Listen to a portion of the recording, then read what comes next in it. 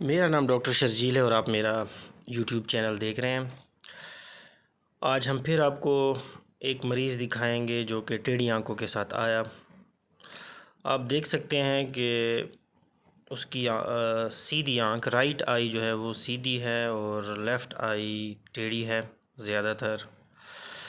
हर्शबर्ग पे आपको नज़र आ रहा है कि तकरीबन 80 प्रिज्म डायोप्टर का एक्सोट्रोपिया है लेफ़्ट आई में, राइट आई सीधी है।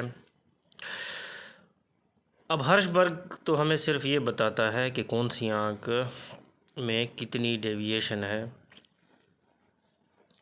विजन इसकी दोनों आँखों में 6/9 थी। अब हम कवर टेस्ट कर रहे हैं दाईं आँख का, राइट आई का। तो लेफ़्ट आई ने फिक्सेशन ले ली। अब लेफ़्ट आई सीधी है बिल्कुल और जो राइट आई है वो डेविएटेड है और तकरीबन उतना ही 80 प्रिज्म डायोप्टर था। अब लेफ़्ट कवर करने पे राइट ने फिक्सेशन ली, फिर राइट कवर करने से लेफ़्ट ने फिक्सेशन ली। तो कवर टेस्ट हमें ये बता रहा है कि अल्टरनेट एक्सोट्रोपिया है इसको। अब हम इसकी एक्स्ट्रा ऑकुलर मूवमेंट्स चेक कर रहे हैं तमाम 9 कार्डिनल गेज में। प्राइमरी अप, अब प्राइमरी डाउन, अब लेफ़्ट अप, लेफ़्ट डाउन, जिसको लिवो एलिवेशन और लिवो डिप्रेशन भी कहते हैं, और राइट अप और राइट डाउन को डेक्स्ट्रो एलिवेशन और डेक्स्ट्रो डिप्रेशन भी कहते हैं। अब हम इसकी कन्वर्जेंस चेक कर रहे हैं। कन्वर्जेंस में आप देख सकते हैं कि एक आंख तो अंदर जाती है लेकिन दूसरी नहीं जा रही, तो इसकी कन्वर्जेंस भी कमज़ोर है। एक्स्ट्रा ऑकुलर मूवमेंट्स इसकी फुल थी। अब ये दूर देख रहा है, इसको हम चार्ट दिखा रहे हैं फार के लिए। तो ये फार की डिविएशन आप देख सकते हैं, क्योंकि जो स्क्विंट का मरीज़ होता है उसमें आपने दूर और करीब दोनों दिखाना है। अब हमने इसको फिक्सेशन टारगेट दिया और अब आप देख सकते हैं कि इसकी दोनों आंखें सीधी हो गई हैं। हमने रेड फिक्सेशन टारगेट दिया, अभी हम आपको फिक्सेशन टारगेट भी दिखाएंगे।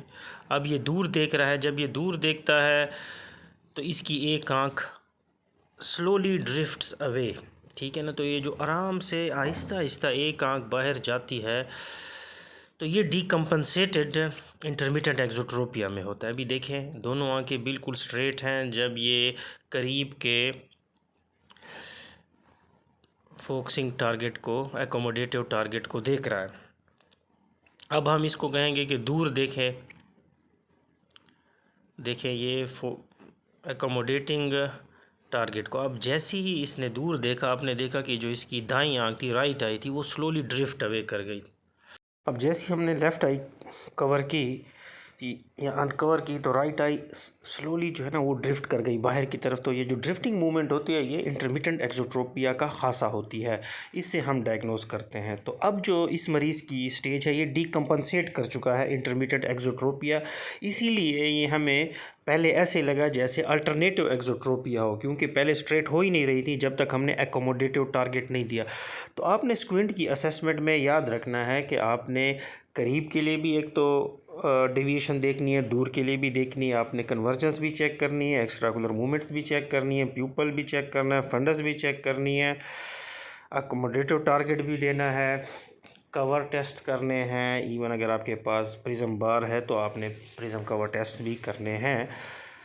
दूर और करीब के लिए जब आप कवर टेस्ट करेंगे तो फिर आपको पता लगेगा, क्योंकि कुछ जो स्क्विंट्स हैं उनमें करीब पे ज़्यादा डेविएशन होती है, कुछ में दूर पे ज़्यादा डेविएशन होती है। तो ये बड़ा इंटरेस्टिंग केस था जो कि अल्टरनेटिव एक्सोट्रोपिया लग रहा था, लेकिन बाद में जब हमने एकोमोडेटिव टारगेट दिया तो हमें पता लगा कि ये तो डीकम्पनसेटेड इंटरमिटेंट एक्सोट्रोपिया है। तो इसकी तो सर्जरी होगी।